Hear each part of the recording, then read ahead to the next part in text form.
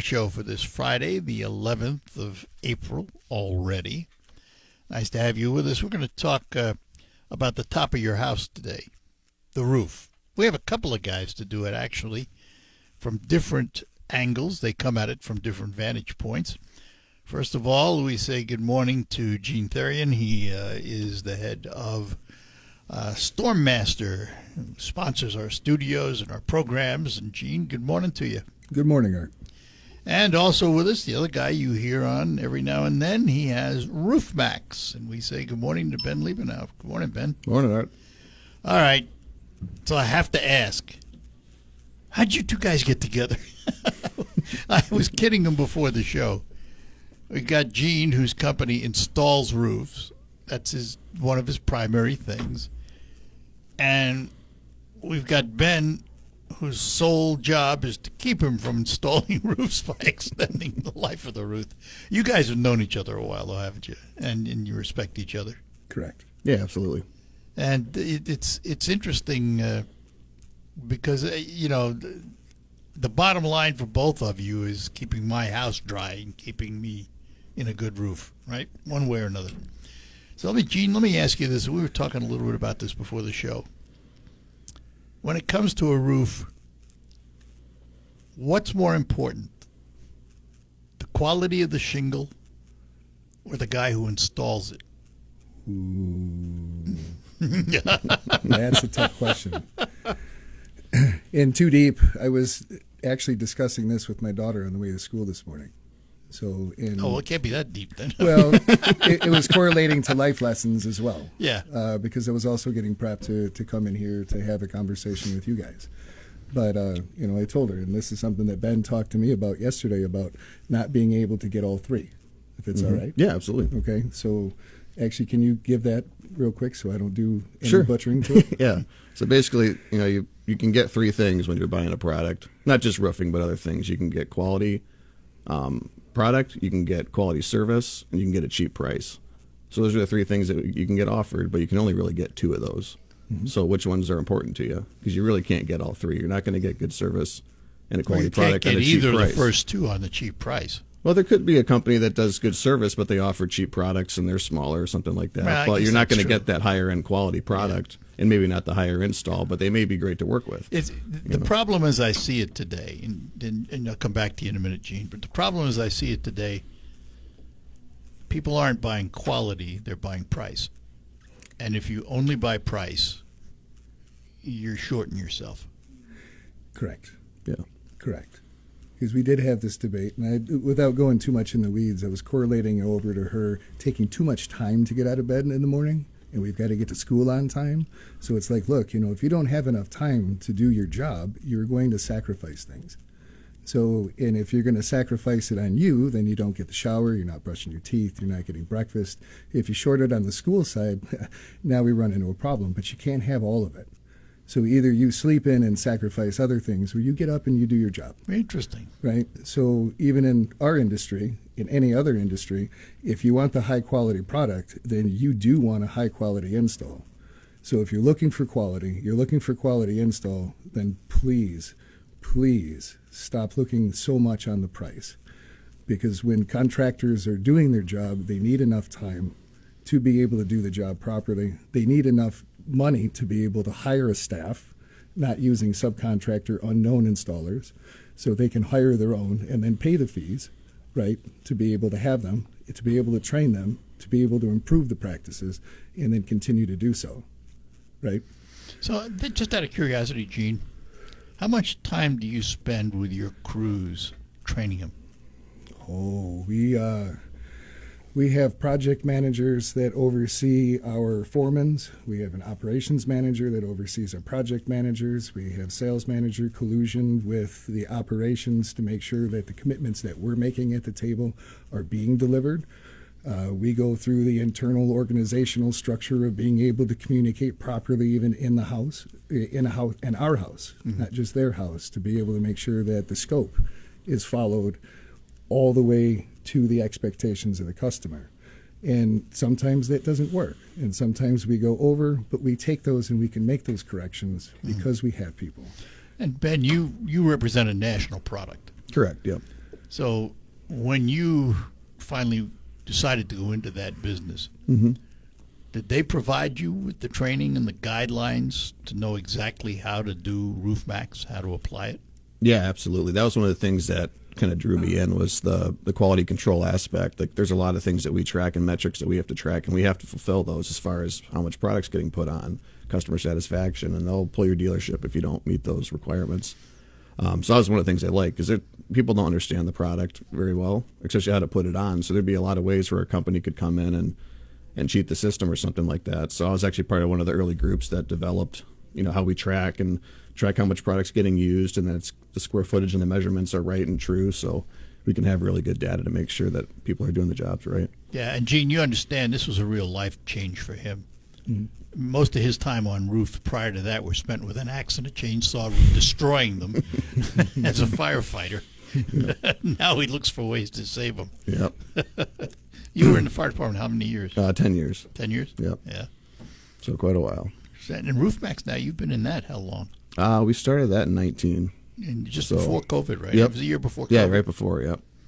Yeah, it was an interesting time to jump into a new... like any other. Like anybody, a lot of people with that stuff. And how long has StoreMaster been around? StoreMaster was a rebrand from the original company. The original company was founded in Mount Pleasant. It was called High Speed Construction. We used to do everything, kitchens, bathrooms, pole barns. I ran the crews all through High Speed and most of StoreMaster's life, too. So in 2010, we relocated the company from Mount Pleasant to Freeland, and then in 2011, we dropped the construction, specialized in roofing, windows, and exteriors, and then we chose to rebrand using the word or the name StoreMaster, coming from the shingle that we support. And it's interesting. If somebody were to say to me, "What does StoreMaster do?" I would say, if it's on the outside of your house, they do it. That's right. You don't do anything on the inside anymore, do you? Not really, no. No, it's a whole different breed of carpenter. It's a whole different breed of personalities that work inside. It's a different breed that works outside. It's a different breed of personalities that choose landscaping, as a matter of fact. So it's so roofs, windows, eaves troughs, siding. Yeah, that's your bailiwick. That's correct. And you, just roofs. Yep, just basically gutters up is what we're focusing on. But you don't do gutters, do you? We do have a gutter machine, and we do some gutters. Not a ton of them, but yep. So we'll do seamless gutters. If the RoofMax customers want them, then we'll offer that service and gutter screens and stuff like that. We've been slowly adding products back in. My focus was really to make sure we had the RoofMax service locked in really well, really efficiently run, and we've reached that point where I'm really happy with that stuff. So we're starting to add in other services that we can bring more value to our customers, and we've earned their trust, so we want to do more work for them as we can, efficiently and also cost effectively. So I'm going to ask both of you this, and I imagine the answers will be the same, but when you go up on a roof, what's the first thing you're looking at? Gene? I'd start by looking at the shingle itself and addressing whether or not it even needs to be replaced. So this is where some of the overlap of RoofMax and StoreMaster, hopefully we can continue to work together in the future, because not every roof that we walk on needs to be replaced.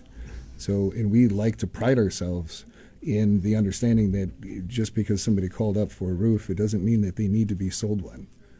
So it is quite often and frequent that we let them know. It's like, hey, get a hold of us in 5 years or contact us in 3 years. As a matter of fact, I'm closing one soon that I've been inspecting periodically over the last 5 years until it finally got to the end of their roof. However, with a future partnership with RoofMax, maybe we can turn them over to the RoofMax product to be able to extend their life. I'll tell you, Art, at the end of every year, just about every single year in business, except for just very few, we have been fully loaded on our production by the end of the year. So we all recognize that even the ones that didn't need to be done, we didn't need to sell them. They don't need to be sold. What they need is another option. And we weren't able to provide that. But as a consumer, that's what I want to hear from the person I'm dealing with. We're all people, right? Well, and it comes down to it, yeah. Yes. Mm-hmm. That's what I want to hear. Right. You know, in the same way that I would expect if you, Ben, went up on a roof and you couldn't do the process because it wouldn't do any good for my roof, I would expect you to come down and tell me, nah, it's not going to work. You Yeah, need something else. Yeah, that's what I've trained the guys that do any inspections for me is, don't look to see if we can do the job. Look for reasons that we shouldn't do the job. Yeah. So, do the shingles qualify for the treatment? If yes, then go to the next step. How does the decking feel? Get in the attic. How's things holding up? How's the ventilation? Is it a roof worth saving? Because not every roof is. We get some desperation calls sometimes where people got a new replacement price and they're kind of a little overwhelmed by the price and everything, so they call us to see, is there something we can do? And sometimes we can do some work to make it treatable, but we want to give them a full kind of a overview of what they do and don't have and the pros and cons to each of those things so they can make a good decision for themselves. I want to take a break and come back. We'll be back with our guests as we talk about roofing and your home. Ahead here on the Art Lewis Show, it's 10:22. We're proud to make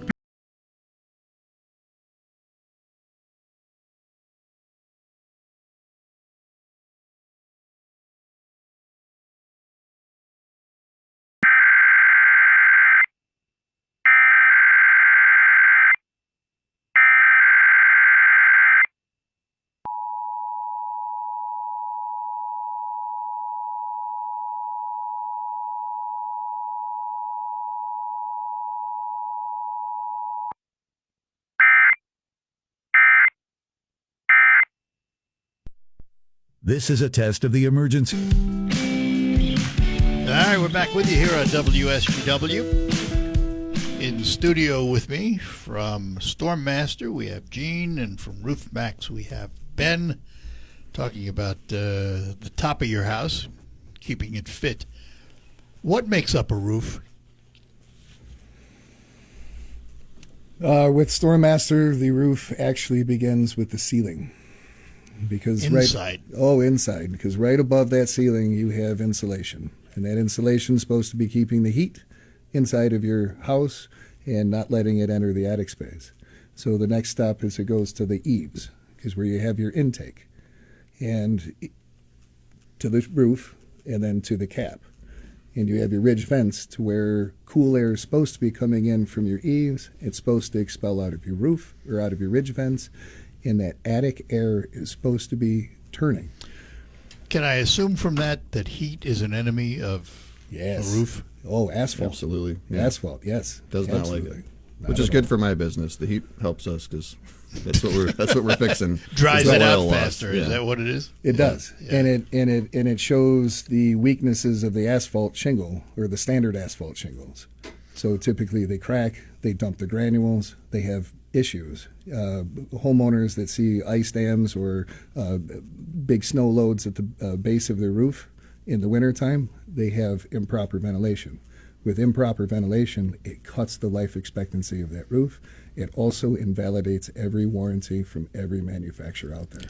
So first thing you do, one of the first things you do when you go to an inspection of a roof is look to see what the ventilation is like in the attic like? Yeah, we go in the attic, and it is so much not fun.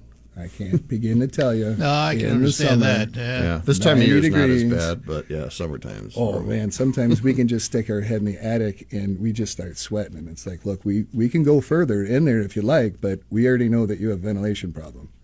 Because even in the wintertime, I mean, if you have a house to where, part of it is hot and they can't keep it cool and the other part is cool and it doesn't make much sense, and especially if your thermostat's in the cool spot of the house, you have ventilation issues, and usually it's the second floor and the first floor you're fine. But, people are typically looking at the heating and the cooling aspect of it, and sometimes by, what do they call it, the standalone air conditioning units that get mounted to the side of the house. To recondition it. And it's like, well, look, if we just fix your soffits in your ventilation and, sometimes, especially when you use subs, there's not really a quality management because the way that 1099s work, the contractor cannot oversee their work. They can only correct it after the fact. So if they're not going inside and checking to make sure that the shingles were cut back, the ridge vents are clogged, they have an issue. So people understand, too, when you talk about the 1099s, these are subcontractors working for the contractor as opposed to an employee of the contractor. That's correct. Absolutely. Yep. Yeah, and Very common in the roofing industry. Most companies operate that way. They'll have a few in-house people maybe to run some repairs or something like that, but most of the jobs are getting subbed out Yes. to other companies that may or may not have everything in place or have the experience or just getting started. A lot of different factors. So. Are you all in-house? All in-house. I would say 80% of our industry is using subcontractors. Really? Yep, even some of the big names that you never think. And then they say that they have their crews, but what they mean by their crews is they have their They subcrews. contracted them. Yeah. Correct. But, with the 1099, some of the caveats is they can't, the contractor cannot tell them what time to start, what time to leave. They can't oversee them. They have to have profit and loss capabilities. Yep. So, direct You have to be oversight truly and training. independent contractors. Completely independent. It's their own business. Right. So what happens after? And that's And the who do you problem. go to afterwards? Correct. Right. That's right. Yeah. Yeah. Things you don't think about. Just questions you don't know to ask. You Well, know, that- when you're that's- when you're yeah, getting that's- quotes too, that's- it's who's yeah. going to show up at my So house. that's a good point. Somebody comes and wants a new roof, or they want roof max. What questions should they be asking? I always recommend people, when you're get a few quotes for your projects a lot of times and see, are they licensed? Are they insured? Those are big questions to ask. Yes. Easy to prove too. Yeah. And, a good company's going to have that paperwork readily available, or in a lot of cases just with them, and say, yeah, here's my builder's license. Here's my different levels of coverage, because it's not just the car. A lot of times, the car says licensed and insured. Well, yeah, all of our cars should be, but is the company? It doesn't necessarily say one or the other, But yeah, they should have that paperwork with them. They can show you and prove it, and you can actually be added in as additional insured to make sure that the policy is active and it wasn't just paid for in January and then shut off for the rest of the year. And you have a lot of options as a homeowner to just make sure that that stuff's in place and you're protected. And then you're protecting yourself when you do that as a homeowner, right? Yeah. Yeah, it's important stuff. Well, they're the ones holding on to the liability. So they may have warranties coming from the roofing installation company and warranties coming from the manufacturer, but if the contractor's new, or they're, say, a builder that's now dabbling in a different industry because new home construction's declining and the prices are high and people are holding off on these processes, so now we have a lot of builders that are playing in our playground again, and they pretty much subcontract everything out. So it gets really confusing for homeowners when you have some reputable businesses and then others that focus and specialize in, and then you have big out of town companies that come in. So I know that their pricing is all across the spectrum. It's not that they're within 10% of each other. No. Sometimes they could be as wide as 40 to 50%. Yeah. So that's got to be really confusing. Yeah. Well, the other thing about it, from a homeowner standpoint, if I come to you, Gene, and I buy a roof, I know you're going to be responsible for that roof That's correct. because you have control top to bottom. Yes. So I know where to go if I have a problem. Yes. And I know where to go to say thank you, and you do a good job. Thank you. And our warranties are right on the back of every contract. Yeah. They're incredibly ambiguous, and they're done like that because that opens up the scope of what we're responsible for. Mm-hmm. So our jobs, we all know that our best foot forward is to make sure that we put on roofs and install siding So and I windows. don't come back so to I you. don't have to come back. Yeah. Our callback rate is about 1%. So the industry average is way higher than that. Yeah. Way higher. Yeah. All right, guys, let me take a break. We'll come back and talk more. We're talking to Ben and Gene. Ben from RoofMax, Gene from StormMaster. More ahead. Every great story. Ben Levino from RoofMax. How important is the subroof? How important is that substrate underneath the shingle? It's really important. I mean, if you got nothing to nail to, the shingles don't really matter. And that's one of the things we look at when we get up on the roof is, how is the decking or the plywood that's underneath? Is it in decent shape yet? Is it worth, that's one of the things. Is the roof worth saving if it's got bad plywood? How do you do that? You get up on a roof to look at it and inspect it. You're walking on shingles. Mm-hmm. How do you know what that substrate looks like? What do That's you have where- to do to get under there? The attic inspections help a lot because then you can see what the underside looks like. And some roofs, I'm sure Gene's been on tons of them. You just get up there, you don't even know if you should go on it. You get up on the edge of the roof, you look at it, and like, "Ugh, I don't know if that's even a Well, I know safe I one to shouldn't walk be on any roof. I mean, that's easy. Yeah. But you can feel when it's bad too, just when you're taking steps on it. You know, if it's nice and sound, you got probably have pretty decent decking. If it's Squishy. squishing under your feet, we've got problems. Yeah, and that depends a lot on the pitch as well, and our ability to do a full inspection on the house. Often, when we go and do the attic inspections, we can find to see if there's any discoloration inside. Because typically, with poor ventilation and poor insulation, I can't call it mold because I'm not licensed to call it that. So we're never going to call it that. We're always going to call it discoloration. So, but we find it living on the bottom of the OSB. Most times, it doesn't even touch. Time out. Okay. Why can't you call mold? Because there's disclaimers in the real estate aspects to where there has to be disclaimers. So we're just going to bypass this whole process because if it's on the back end of the sheeting, then we know even though the sheet may be solid, we can tear that off from the roof side. We can correct the ventilation issues. We can pitch it. So you don't treat the mold; you get rid of it. We get rid of it. Yeah. Yeah. So Okay, we I don't got need you. to certify it that way. Right. Once it gets into the wood of the trusses. Yeah, if you're going to then- remove it, you have to certify that you remove. I got it. Right. Yeah. So they can hire a company to come in and do that before we work, and it's going to cost them more, or they can come in and do that after we work, which will cost them a lot less. So, but the wood still needs to be replaced. Yeah. Right. But with us, 5% of your roof deck is already covered inside of our cost. We have still yet to find a single roof that we've installed that didn't need some level of roof or wood replacement. So it's already baked in there. So unless we find something that is, eccentric, we don't like knocking on the doors. We don't like bothering people for that. We tell people, hey, look, we're going to do our job. All you need to do is, if you really want to participate, is pull out a folding chair, put it out in the lawn far enough away, grab your lemonade, and just watch. Watch what happens. That's it. So let us do the work, right? So, and that should be their level of involvement, right? So when you go up on a roof and you're looking at the quality of that roof, you're looking at the shingles, you're looking at the substrate, you're looking at the ventilation, you're looking at the flashing, you're looking at just about everything, aren't you? Oh, yeah, pipe boots, the penetrations. We're looking to see if there's any exhaust for like the bathroom fans and for the hoods inside the kitchen. Typically, and I do believe this practice is still happening, builders are still putting them out the soffits. But the problem with the soffit is that's also your intake. Mm-hmm. So for 8 feet on each side of that vent, it should be no venting whatsoever. So it's like, well, can we just duck it out of the roof? If you duck it out of the roof, it's better. So if we don't see the damper vents, but we see a pipe stack, then we add in a damper vent. We don't typically talk to the homeowner about this too much. So just to keep the confusion down. You just do it. Yep. So we tear a sheet off the roof, we enter the attic, we find the pipe, we disconnect it off the soffit, we reconnect it into the damper vent. So everything is exhausting properly out of that roof.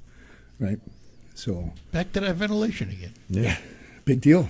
Yeah. I mean, you want a Never roof. would've I mean, thought of it. There's so many people that sell you a roof. Like, you want a roof, we'll give you a roof. So Yeah. your roof is your roof. It's your problem. So we may have a warranty for a roof, but you didn't really solve all the other issues. So we sell roofs that don't leak, and we sell roofs that last. Let me ask this. The cost of building a home today is at least $300 a square, if not more. Roof's gone up? Yes. I would have to think they Oh have. yeah, Yes. significantly. Which makes your product more valuable, doesn't it? Yeah, and it's been really helpful for our business because Roof Max costs haven't gone up anywhere near what the roof replacement costs have gone up. So that gap's been widening, which has been good for us. Because if we get too close to what it costs to replace the roof, then it doesn't make sense to. Yeah. If an oil change costs you half the cost of putting a new motor in, are you going to do it? Your oil change, you know what I mean? So the further away we can get from replacement costs and keep our prices low compared to the market for replacement, the better value we bring to the customer. So But yeah, the roof replacements, what was it, 10% this spring, I think, across the board almost? That's what they're threatening us with. Yeah, I don't know if it's gone in, but they're saying, That's the shingle manufacturers when Yeah. you say threatening. yeah, it's like all components, I think I read. It was, What's the price of the substrate these days? Plywood, OSB, whatever you're using. Remarkably stable. yeah. Oh, really? Yeah. Well, that's good news, finally. Yes. Yeah, it was pretty wild for a while there. It got Is that- really up. Just out of curiosity, is that also true in windows and siding, Yes. outside materials? Yep. Everything in the industry, Not bad. pretty much across the board. Yeah. But with us being the size that we are, with the warehouse that we have, Mike, our operations manager, I mean, he's constantly looking at the futures.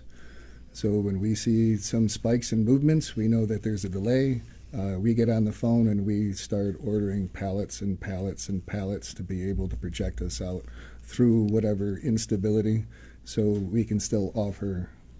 So if I come to you and say, Gene, I want a new roof, and this is the shingle I want, you don't have to go buy it someplace. You already have it warehoused, more than likely. We have everything warehoused except for the shingle and the cap. Oh, you don't warehouse the shingle. Correct.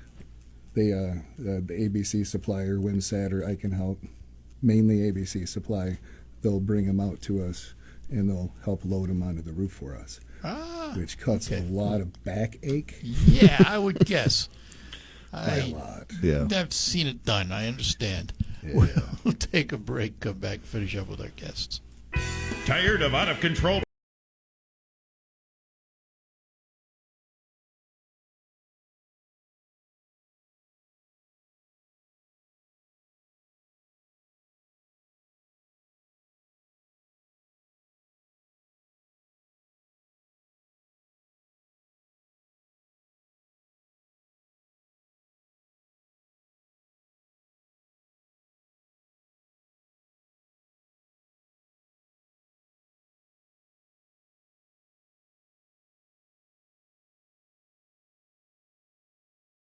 To the IRS, this is an urgent message. The IRS is cracking down by sending out collection letters, garnishing paychecks, seizing bank. And we're back with you here on WSGW from Stormmaster. Gene is with us. From RoofMax, Ben is with us this morning. Let me ask, how important are gutters to all of this in terms of the roof? Water management is what we call them. So they're considered gutters and eavesdropping to everyone else because it just kind of moves it away from their doorways or over top of their windows. But in reality, you're taking the water shed from your roof, you're putting them into a gutter trough, and you're going to eject them into different parts of the yard with consideration back to the foundation. So they're massively important, especially depending on what style of home that you have and the elevation of the home, where the water table is, and the grade that comes away from the home. So there is quite a few homes out there that don't require gutters, but I think the majority of them do. And what about we see the ads for leaf this, protect that, the covers that go on them or gutters that are made for them. Are they worth it? Can I? Yeah, you can. Go for it. Well, Seems passionate about it. So. He was ready to jump on that one. well, because we have troubles with this. And it's like we why I asked. want to create a document and like a sell sheet to be able to give to different customers and say, look, every single product out there that wants to protect your gutters, they will. Some are 90%, some are 80%. No matter what product you pick, you're going to have an issue that comes with it. So even with a tray style, I just went over this a couple of days with somebody and they heard me and I was like, look, gravity still works.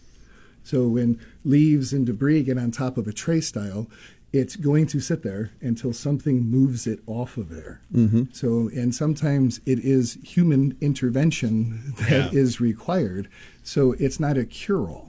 So it's like the composite decking when people call up and they're like, oh, it's maintenance free. And it's like, no, it's forever. not. It's a forever deck, You don't have to stain it. Nothing But is forever, yeah. Yeah. Correct. And it's like you do need to maintain it. You do need to keep it clean. You do need to make sure that, furniture is not sitting in the same place, yada, yada, yada. But when you get to the gutter protection, you've got the hoods, right? Which we have issues. The roofing industry has an issue with this because they lay on top of the roof, and a lot of times they're fastened through the shingles, and they disrupt, and they completely invalidate everybody's roofing warranties.